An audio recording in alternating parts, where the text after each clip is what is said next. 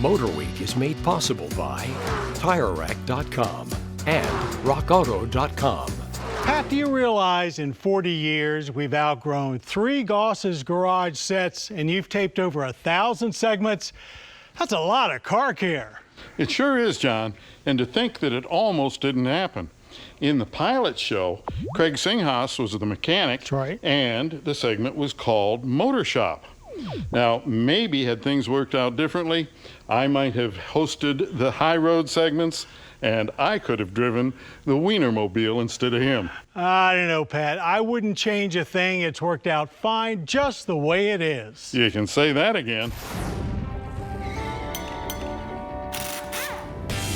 What could happen? Well, it's very simple. I sure don't miss that hot, noisy gas station we filmed in for the pilot and first Goss's Garage episodes. Despite its cramped quarters, moving into our garage studio was truly an air-conditioned luxury. But by the time we got a car and a couple of cameras in there, I could barely turn around. Now, having a working lift and room to spare has helped us deliver better information to our viewers, and that's what it's all about for me. But what's really amazing is how far automotive technology has progressed. Back in 1981, we didn't have computers in our offices, much less in our cars. Looking back at some of those early shows, it's shocking how crude most cars were, and how much we take for granted today. ABS brakes? Oh, they were virtually unheard of in the 80s. We were impressed then when a car had 4-wheel disc brakes. A good stopping distance on the test track was some 30 feet longer than today's average, and hard stops were usually accompanied by copious amounts of tire smoke. Radial tires were a noteworthy option on our early test vehicles, and even so-called exotic cars rode on rubber unsuited for today's econo-boxes.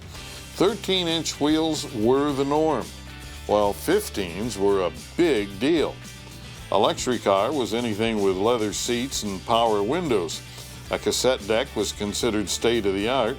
Navigation required a passenger and a paper map.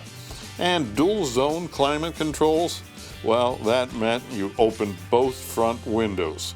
The typical car in the 80s came equipped with a 3-speed automatic or a 4-speed stick shift. Who would have thought that 6 and 7 speeds would become the norm and that any car would ever need 10 gears? This simple tune-up is now a thing of the past, and individual replacement parts, well, they've given way to modules and assemblies for nearly every system on a modern automobile. So, as cars have become more complex, the focus of my segment has shifted from do-it-yourself to know-it-yourself.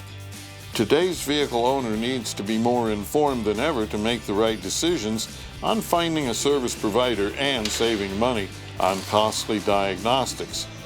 But there's one thing that auto engineers haven't been able to do away with.